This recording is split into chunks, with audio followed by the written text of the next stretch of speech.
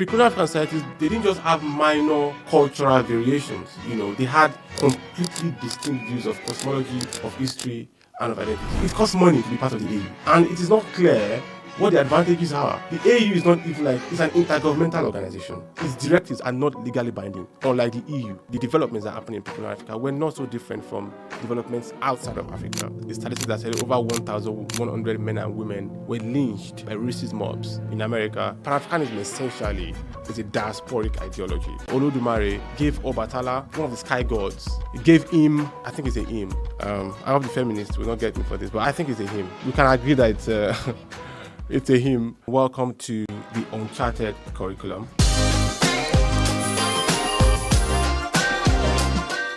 Hello everyone and welcome to the Uncharted Curriculum.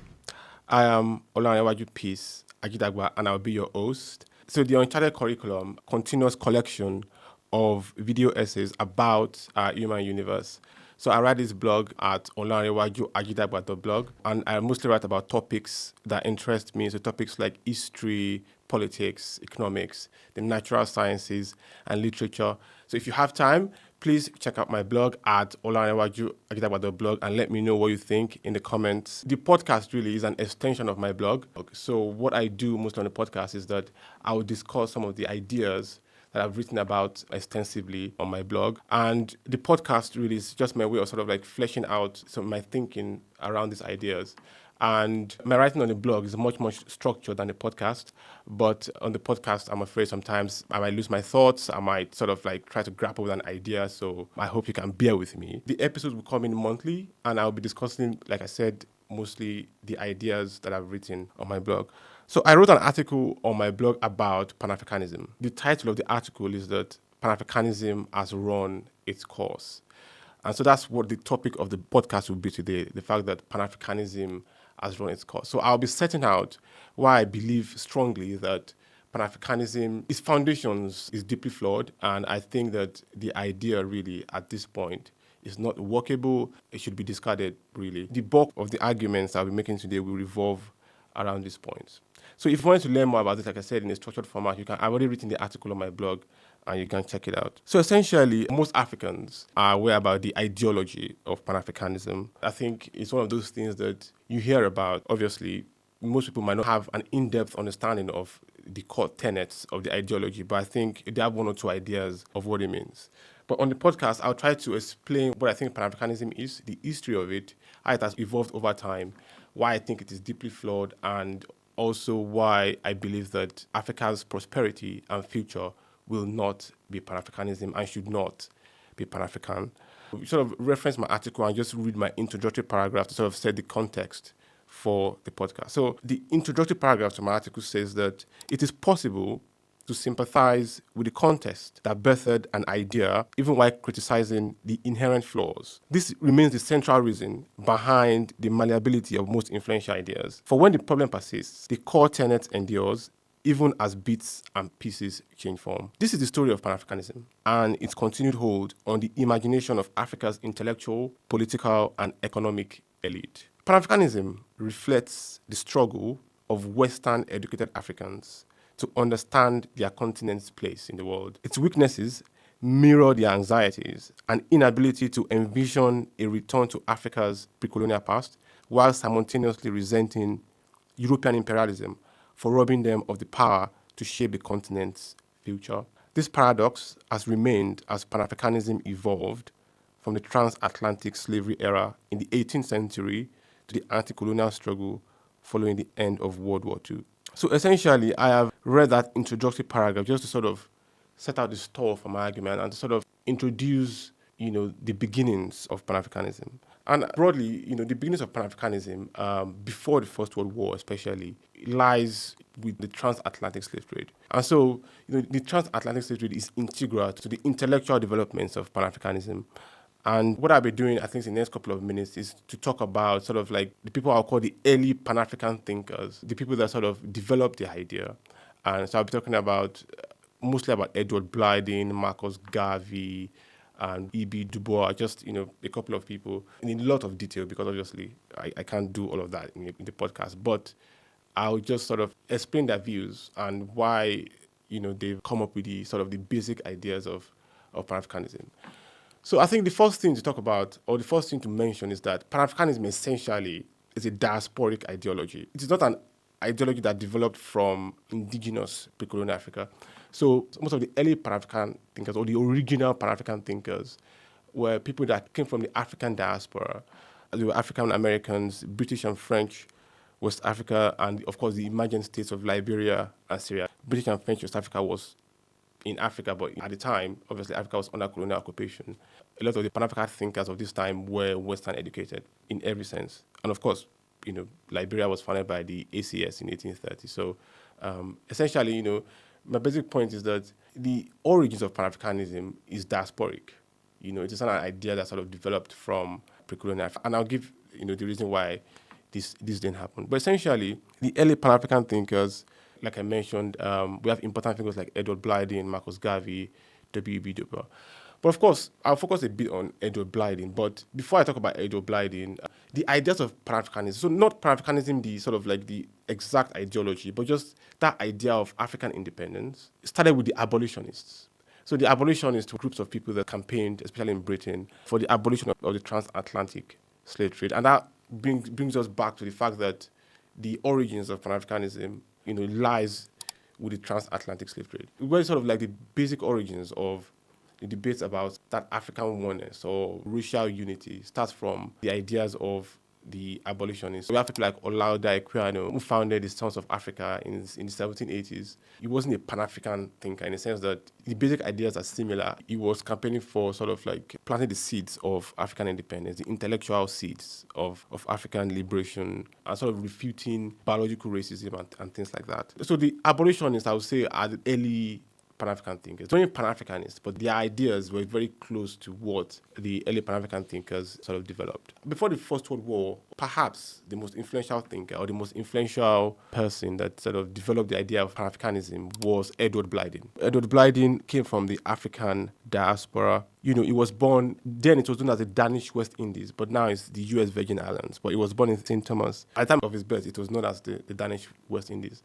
And Edward Blyden, he was born into a family of free blacks. So his parents were, I would say, semi-professionals. His father was a tailor and his mom was a school teacher. The irony is that most of the blacks in St. Thomas at the time, they were enslaved, but he came from a family of free blacks. As a child, Edward Blyden, he was studious, he was clever, and because of this, he met this particular reverend known as Reverend Knox. Reverend Knox encouraged the young Edward Blyden to study theology because he saw that the guy was sort of, as a young child, he was studious, like I said, he was very interested in philosophical ideas and those kind of things. He encouraged him to go to the US, apply to Rutgers Theological Seminary in New Jersey. And Edward Blyden did apply, but the craziest thing was that when he applied, he was rejected. And the reason why he was rejected was because of his race, because he was black. Because of all these challenges, Edward Blyden was sort of encouraged to migrate to Liberia. And at the time, Liberia was founded by the ACS, the American Colonial Society, in the 1830s. Blyden moved to Liberia, became hugely successful in Liberia. He even ran for president. He was the foreign minister at the time. He even had a correspondence with, I think, William Gladstone, who was a towering British Prime Minister and Chancellor of the Exchequer. He was an important figure. He spent most of his time in Liberia. But it was at this time that, he was a prolific writer. So he wrote a lot about race, about religion. He wrote a lot of things. Edward Blyden essentially was one of the key figures in the early developments of Pan-Africanism. So when he was in Liberia, he started sort of advocating for Africans' independence. And he was one that came up with the idea of the African personality. Now, I'm going to bash this idea, but at the time, Africa was under colonial rule. So, Edward Blyden, he came up with this idea of the African personality. And what that meant, the African personality, it espouses the idea of a racial unity, a racial distinctness, that somehow there's something distinct about being black. And of course, these ideas were sort of like a response to the biological racism that was sort of happening around this particular time, even from the late 18th century and the 19th century. So, the idea of racial distinctness was meant to sort of refute those ideas about the inferiority or the biological inferiority about blackness or the Negro race or those kind of things. So essentially, those were the basic tenets of the African personality. So if you read Blyden's works, I've not read all of his works, I will admit, but if you read, for example, the African Life and Customs, Blyden, he had this sort of, what I I would call a very naive or a very sort of naive rendition of what pre-colonial Africa was actually about. In African life and customs, for example, Edward Blyden, when describing how pre-colonial Africans related to property or how they deal with property and things like that, he said that the land and water are accessible to all and nobody is in want of either for work, for food, or for clothing. At the same time, when describing the social life of pure Africans, the way he described it was that the pure African is the man untouched, either by European or Asiatic influence. He describes the lifestyle of the pure African, the one untouched by European influence, as communistic and cooperative. So he sort of had a naive understanding of pre-colonial Africa. And that's the way I see it. Because actually, if you look at pre-colonial African history, it was nothing like that. Pre-colonial African history was the developments that happened in pre-colonial Africa were not so different from developments outside of Africa. But we'll talk about that in detail as we move along. So essentially, that was Edward Blyden's idea, the African personality, that is a kind of racial distinctness about being African. Those ideas, they are diasporic because in the African diaspora, there's that shared identity that, which roots come from the transatlantic slave trade. And I'll read what W.E.B. Du Bois, his statement that explains that idea of racial distinctness or the idea of one Africa or Pan-Africanism very clearly. In The World and Africa, W.E.B. Du Bois observed that the idea of one Africa to unite the thoughts and ideals of all native peoples of the dark continent belongs to the 20th century and stems naturally from the West Indies and the United States, where various groups of Africans, quite separate in origin, became so united in experience and so exposed to the impact of new cultures that they began to think of Africa as one idea and one land. You can see clearly what he said there was that, the idea of one Africa to unite came naturally from the West Indies and the United States, so the diaspora in a sense. Various groups of Africans, quite separate in origin, became so united in experience. And I think that's an accurate depiction of the origins of Pan-Africanism, So it's a diasporic ideology.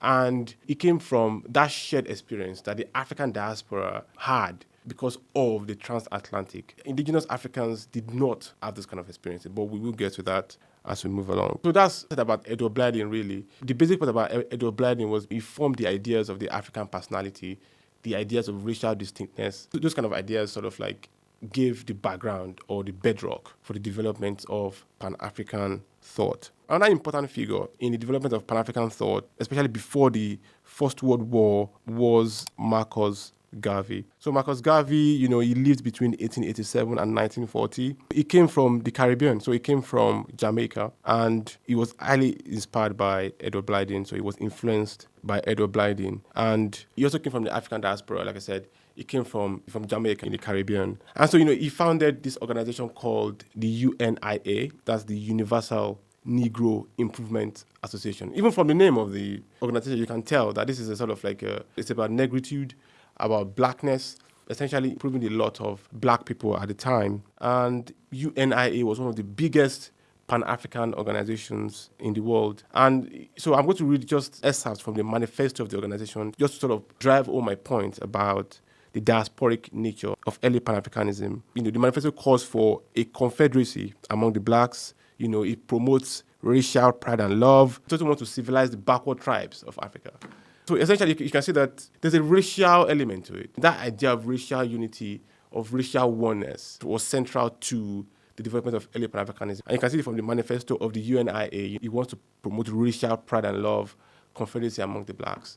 And it also wants to civilize the backward tribes of Africa. And this is something I'll mention as I go along, how these early Pan-African thinkers welcomed the colonization of African territories. But anyways, Marcus Garvey was a writer as well. I'm not sure he was as prolific as Edward Blyden, I'm not sure, but he was also a writer. And there was this particular essay of his that I read, The Negro's Greatest Enemy. And in that essay, he asked some bizarre questions, and I felt like they'd be weird, I'll be honest with you. And I'll say they're a bit ignorant, but don't take my word for it. But in that essay, he asked some kind of questions. He was describing when he started thinking about Pan-Africanism. And in the essay, he started asking questions like, where is the black man's government? And where is his king? Where is his head of, where are his men of big affairs? And he said in the essay that, I will help make them, that sort of thing, And when I read that, I felt like, obviously, this was someone that was not familiar with pre-colonial African history and had not taken the time to make himself familiar, obviously. He probably didn't think that Africans had well-developed states before colonialism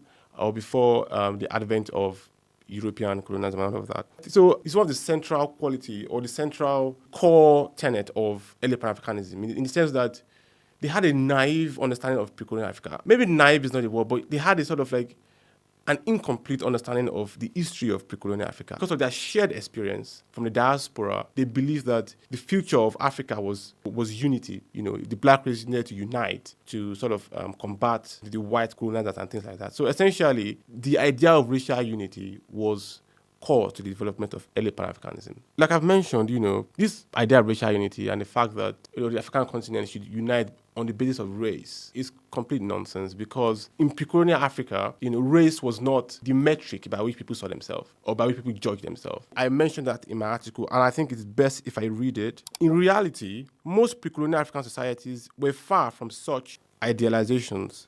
They often engaged in violent competition over the control of resources like gold, land, and even human beings, fueled in part by external demand for slaves and commodities. This naivete led early Pan-Africanists to gloss over the deep cultural differences between African societies, assuming these differences would not hinder continental unity. But pre-colonial African societies didn't just have minor cultural variations. They had completely distinct views of cosmology, history, and identity. The notion of a unified African personality did not exist. This cultural distinctiveness has always been difficult for many in the diaspora to grasp. Even today, given their shared identity forged through the transatlantic slave trade. Essentially, what I'm saying is that the early Pan-African thinkers, because they had a shared identity forged through the transatlantic slave trade, they could never understand the cultural distinctiveness of pre-colonial African societies. Because in the diaspora, race was the factor with which you were judged as a black person. In pre-colonial African societies, race was not the factor. Culture was the factor. It's still the same these days, if you live in the West. For the African diaspora in the West, there's that sort of shared identity based on their experience. Pre-colonial African societies, they didn't just have minor cultural variations. They had completely distinct views of cosmology, of history, and of identity. The only way you can know this is if you look at the way pre-colonial African societies thought about the birth of the world, how pre-colonial African societies sort of understood the history of the birth of the world. If you look at the Zulus and the Xhosas, which are in modern-day South Africa, the Xhosas believe that human beings came from the underworld. That's where the human beings were created, from the underworld, called Umhlanga. The Zulus, on the other hand, believe that Umvelekangi, the sky god, married Umhlanga, a swamp that was full of reeds, and then used those reeds to create the first pair of man and woman. So you can see that there are differences between the way the Xhosas saw the world, the birth of the world, and the way the Zulus saw the birth of the world. It's a distinct cultural understanding. It's not the same. There might be some sort of similarity, but it's still a distinct cultural understanding of the birth of the world. And of course, another example is the Yorubas. I'm a Yoruba. The way we Yorubas see the birth of the world, it's a completely different understanding from that of the Zulus and the Xhosa. So, we Yorubas, for example, we believe that Olodumare gave Obatala, one of the sky gods, gave him, I think it's a him. I hope the feminists will not get me for this, but I think it's a him. We can agree that it's a him. But, gave him a guinea fowl and a chain and, of course, a pouch full of sand and asked him to go and create the world. And so when Obatala got it from Olodumare as he was journeying to the earth, or to the expanse of water that was going to become the earth, he met a couple of other gods. They were drinking, which is awesome. I wish I was there. But anyways, he met a couple of other gods and he started drinking and he got drunk. So when he was drinking, he was telling the other gods what his mission was. And Oduduwa got to hear what the mission was. And then Oduduwa stole or took the chain, the guinea fowl, and the pouch full of sand when Obatala was sleeping, and then descended to Ile-Ife, which was where the story of creation started. And Ile-Ife, of course, it still exists today. It is the birthplace of Yoruba cosmology, history, and identity. So you can see that that's a completely different understanding of the birth of the world to the Xhosas and the Zulus and all of that. If you look at the other pre-colonial African societies, they all have the way they saw the birth of the world. And that's how you understand the fact that people have a cultural distinctness. They are fundamentally different. It's like they have a completely different view of how the world came to be. You can use that as a judge to know that, okay, these people are like cultural. That's the way I understand it anyway. So essentially, the notion of race did not exist in pre-colonial Africa. So essentially, what the early Pan-Africanists were sort of calling for was brought about by their own identity. They didn't spend enough time to understand, or they didn't care enough to understand the cultural distinctness of pre-colonial African societies and how this would impact the viability of Pan-Africanism. So anyways, those are the early Pan-African thinkers. Of course, this topic is very vast, and I owe a lot of my explanations to a lot of academics that have written about this. If you really want to know more about this subject, I recommend reading Hakim Adi's A History of Pan-Africanism. I think he's a good scholar of Pan-Africanism. I think he's a bit objective. And some of the things that I've talked about also comes from the book, and you can get the facts from there. That's how Pan-Africanism sort of developed from its early origins. I know that obviously I've been critical of the early Pan-African thinkers. I think it is justified. But at the same time, I just want to say a bit about the context. I understand why the idea came to be. So I don't think like they're completely crazy to sort of think about Pan-Africanism or to see Pan-Africanism as a solution to the woes of Africa at the time. And the context of the Pan-Africanism was that between, like I said in my article, between the 1860s and 1960, Africa was under European colonial rule. If you can, in America, the racism was endemic in America. The statistics that said over 1,100 men and women were lynched by racist mobs in America before the First World War. So that gives you a picture of the environment that brought the idea of, we don't belong in the diaspora. So a lot of the Pan-African thinkers, Edward Blyden, he witnessed racism and moved to Liberia.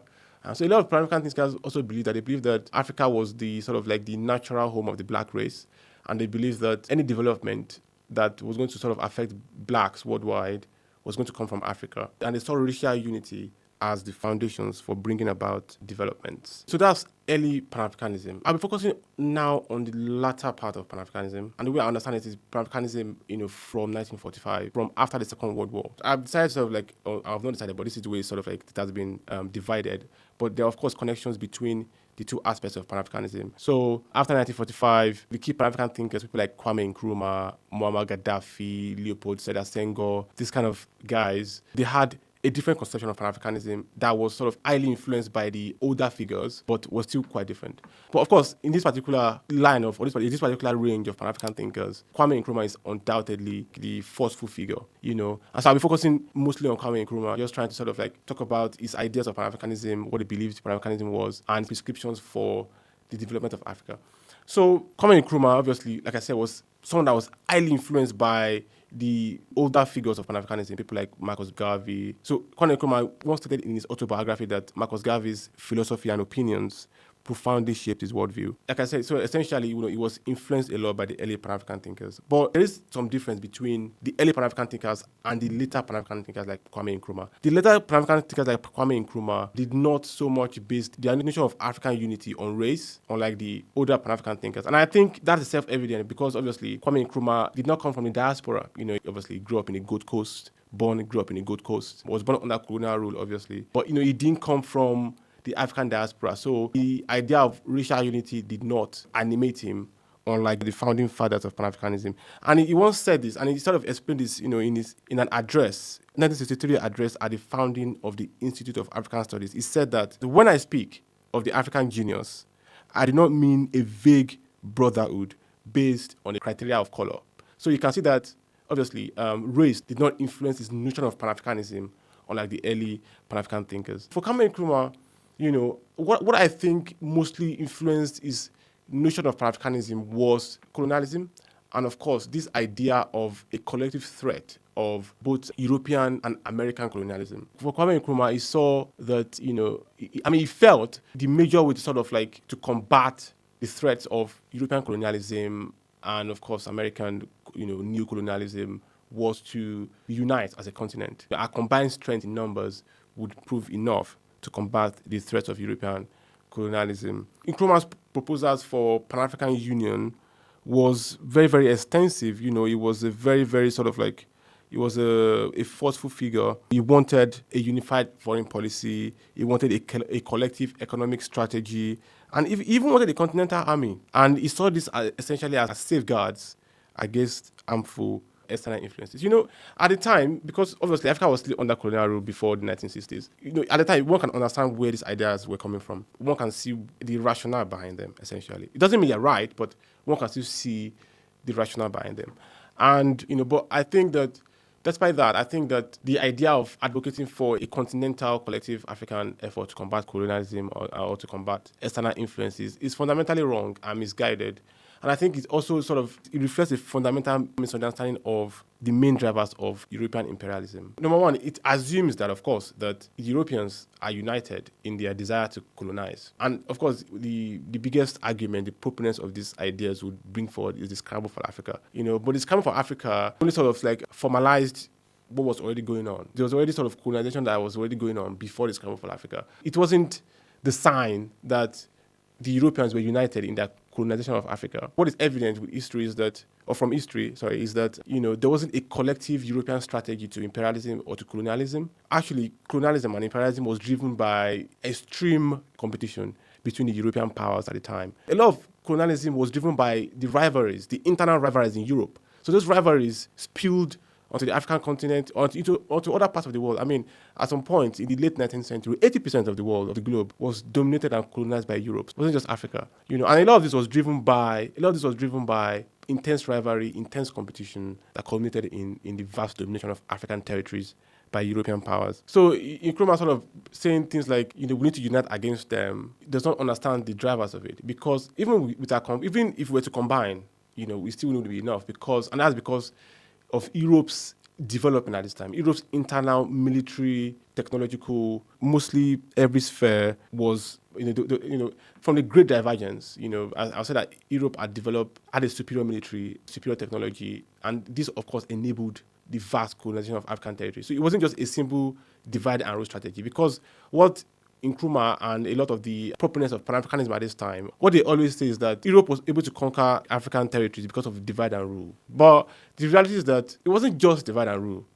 I'll say actually divide and rule was not as crucial to colonization than the superiority of Europe's military, of Europe's technology, and European economies relative to Africa at this time. So that's pure truth. And so essentially advocating a Pan-African solution to this, a collective solution to this, like Nkrumah incessantly I think it's not the right cause. At the same time, I think that it also overestimates the appetite for colonization from Europe. Because actually, if you look at the way African nations got their independence, most African nations did not get independence through military means. They got it from political agitation.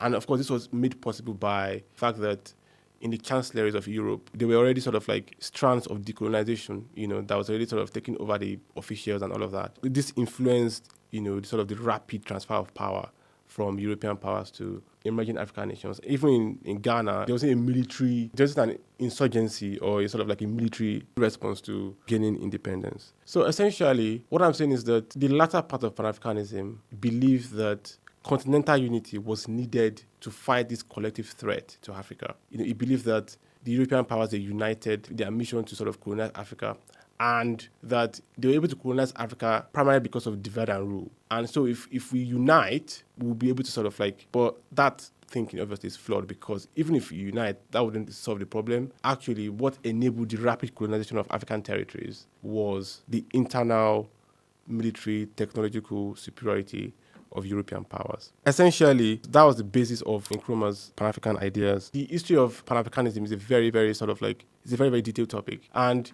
if you look at the developments of Pan-African organizations from 1963, because the OAU was founded in 1963, if you look at the developments of it, you can tell, obviously, that the divisions that was endemic in the organization, in my opinion, relates to that fundamental cultural differences in pre-colonial African societies. For example, in the OAU, you had two blocks. You had the Casablanca block, you had the Monrovia block. So there was a block that wanted integration. You were ultra-integrationists.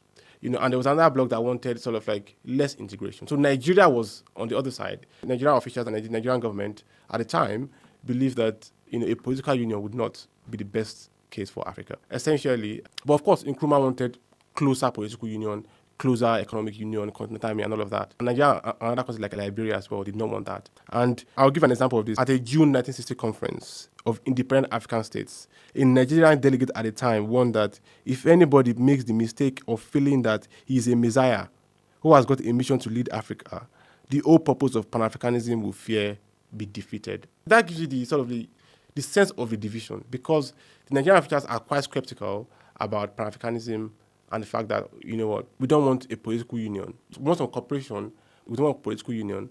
But why Nkrumah is always say, let's have a political union, let's have a united government, a united everything. Nigerian government officials like Nnamdi Azikiwe, like Ahmadu Bello, these people, they were still Pan-Africanists.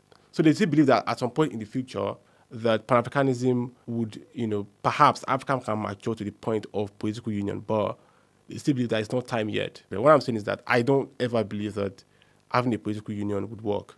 I think it's a mad idea. It completely misunderstands the cultural differences in Africa and the fact that these cultural differences are not just things you can gloss over. They are distinct identities. And essentially, if you look at the OAU, there's been a lot of scholarship about the fact that the OAU is not effective and all of that, And that's true. It's not very effective. And one of the biggest reasons is that after the founding of the OAU, there was this clause in its foundational pledge to sort of defend the sovereignty, territorial integrity, and the independence of African states. So that clause, I think, made the OAU sort of like very ineffectual in the sense that it respects the independence of African states. So it lacked the authority and the power to sort of like intervene when some independent states were abusing their power or whatever. So even when the continent was descending into a lot of chaos, a lot of wars, OAU was quite powerless, essentially, to sort of correct a lot of the problems going on in the continent. Most of these problems still sort of persist to today. If you look at the AU was founded in 2002, and the AU took a more assertive posture than the OAU. But even that is still not very effective. Now, I'm not sort of putting down AU peacekeeping effort. I think those things that can be useful, and I'm not trying to denigrate the lives of any AU peacekeeper. I think those people are heroes. But at the same time, the Pan-African idea of having this large organization in Addis Ababa, which broad mandate is to sort of run everything in a Pan-African manner, to have a central administration like the EU, I think is completely mad. And if you look at the problems of the AU today, problems of funding, of effectiveness, it still goes back to the idea of those internal divisions. Just to talk on something briefly, one of the things that frustrates me is that when I discuss with people about this, they tell me that, the AU it's really happening. People believe that this is just like some esoteric subject that is not, But the AU is an actual organization in which African nations contribute money. And there's a way the AU funding works. African organizations spend money on this stuff. There's a way AU's funding works. So essentially, the way the AU's funding works is that there are 3 tiers. There's tier 1, there's tier 2, and there's tier 3. And the way the AU is funded is that tier 1 consists of African economies whose GDP is above 4%. So essentially, these economies, they contribute 45% of the AU's funding. And so essentially each member of this group contributes about 9.6% of the AU's funding. So in this particular group is the biggest economies, obviously. We have countries like Algeria, Egypt, Morocco, Nigeria, and South Africa. And the second group is the tier 2, and tier 2 countries are countries whose GDP is between 4% to 1%. And we have countries like Angola, Kenya, Cote d'Ivoire, Ghana, Tunisia, Tanzania. They contribute 37% of the AU funding. And the last group, the tier 3, GDP under 1%. And they contribute about 15% of the AU's funding. We have countries like Gabon, Chad, Equatorial Guinea, Mozambique, and a lot of other countries. And this is according to the Institute of Security Studies. So essentially, this is the way the AU's funding is meant to work. But in actual practice, the bulk of the AU's funding is given by external donors. So the EU funds, I think, more than half of the AU's funding, because the majority of countries in Africa do not contribute their own quota. In 2023, for example, I know Nigeria contributed money to the AU. This is just my calculation. It could be wrong because I'm making a lot of assumptions. If you use Nigeria's GDP contribution, which is 9.6% to the AU's funding. So in 2023, the AU's budget was $654 million. That was the AU's budget in 2023. If you use the fact that Nigeria's contribution is going to be 9.6%, so 9.6% of $654 million is about $62 million. That's how much I think Nigeria must have contributed. That's if we are going by how the tiered funding works. So it might be that Nigeria did not contribute the entirety of that money. It might be that something that might have happened. Maybe there were some concessions. Indeed, so many countries do not contribute money to the AU, so they are like sanctioned and things like that. What is true is that the federal government of Nigeria did contribute money in 2023. So essentially, what I'm saying is that it costs money to be part of the AU. And it is not clear what the advantages are. The AU is not even it's an intergovernmental organization. Its directives are not legally binding, unlike the EU. So essentially, it just feels like wasting a lot of money for what I'll call grandiose ideas that don't translate to reality. You look at the AU had a pledge, for example, to silence the guns in Africa by 2020. Obviously we're in 2025, and the guns are still going. So it is unclear what the contribution is doing and what the point of the whole thing is. So essentially, I guess my point in this podcast is that, just to draw the whole thing to a close, is that the foundations of Pan-Africanism is flawed in the sense that its founders were from the African diaspora, and their idea of racial unity does not gel, in a sense, with the cultural distinctiveness of pre-colonial African societies. And because of this, they've imagined this post-independent African future that is false, that does not exist, and that is not real. And that's perhaps one of the biggest reasons why the African Union will never work, and why a lot of Africans don't feel that the African Union is effective. So essentially, I think the whole concept of Pan-Africanism should be discarded. I think that the idea of racial unity, it's not African in a sense. It's a diasporic idea, a diasporic belief. And in Africa, if you go to modern Africa, people have their own cultural distinctiveness. Even inside their national identities, they have their own cultural distinctiveness, their own cultural lineage, and things like that. And I think the future of Africa is national rather than continental. So the economic development, or the perspective of Africa, I think the development will be national. So what will happen, or what I think will happen, is that we would have economies that will have higher GDP per capita than others. We have rich economies, we have poor economies. A bit like Europe, whereby you have Eastern Europe and Western Europe, whereby Western Europe is far more prosperous than Eastern Europe. I don't know if it will be regional. What I know is that the prosperity will never be continental, and it will never come from a Pan-African management of the economy.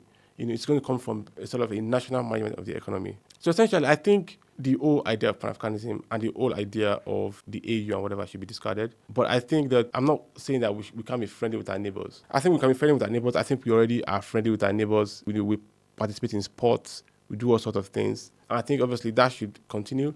At the same time, I think Africa as a continent can use some competition. There's no reason why we can't compete. I'm not saying violent competition, but some economic competition, some economic survival of the fittest, not in a way that creates conflict, but in a way that drives value. A bit like how private firms compete. National economies can compete. We can have competing economic strategies, to see who best can drive investment into our economies and things like that. So I think that could be a model for the future than a sort of a continental Pan-African unified crackpot dream. So I think a lot of things we can talk about, but I guess that would be my final message on the podcast today. I do apologize if I've sort of ranted, or if my thoughts are not structured enough. If you want to have a much more structured understanding of what I've said today, please read the article.